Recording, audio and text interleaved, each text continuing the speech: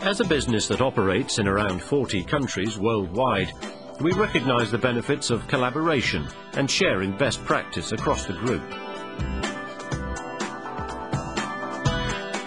An increasing number of our people are now involved in communities of practice. But what does this mean? I guess one of the best definitions is to say that they're simply a group of people who share a passion for something that they know how to do and who want to interact regularly to learn how to do that thing better. A community of practice, in fact, can include face-to-face meetings, but because of the dispersed nature of the group and the fact that we have operations really in all four corners of the earth, we can't always meet face-to-face. So IT systems facilitate the communication.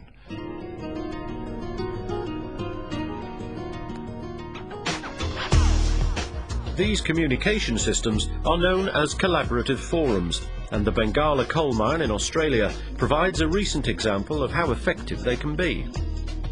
The mine had a recurring problem with a bulldozer whose brakes would intermittently fail. It was pretty bad. It had got to the point whereby we were walking the D10 dozer away from work. So I would have it set up on a face, either assisting the excavator or working on a dump.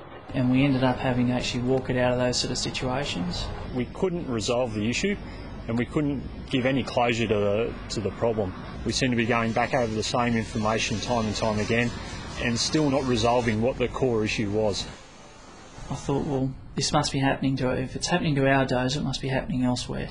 So I jumped on the collaborative forums.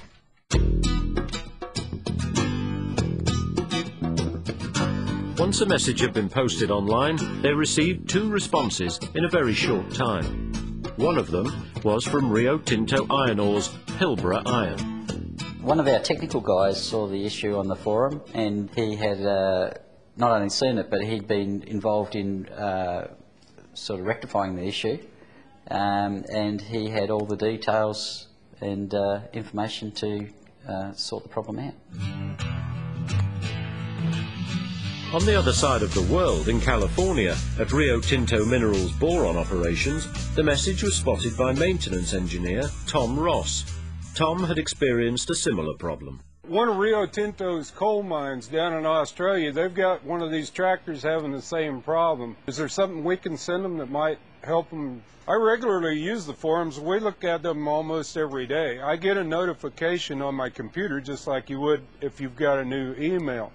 And I can go to the forum at that point when it says I have a new entry and look at it and determine if it's something that I'm interested in or something that we can help someone with. Okay, so I could send this to the folks in Australia, and it looks like it's pretty self-explanatory. Well, the value of collaboration for us was that we were able to share something that we'd spent almost a year trying to diagnose and send it to those folks who were just getting into the problem, and it probably saved them as much time as we spent trying to figure it out.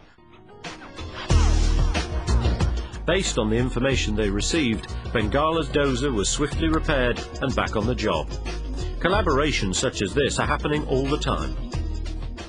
I think it's actually changing the way we work. You've got a lot of people out there now that are not scared to ask the questions, and there's a lot of people also willing to give the answers to the questions. It's really quite a significant shift in the culture of the organization to become more interdependent on one another and to not have to invent everything here and not have to come up with all the solutions ourselves, but rather to feel good about the fact that we can find a solution somewhere else. As we continue to collaborate and share expertise, we come closer to the goal of being one Rio Tinto all over the world.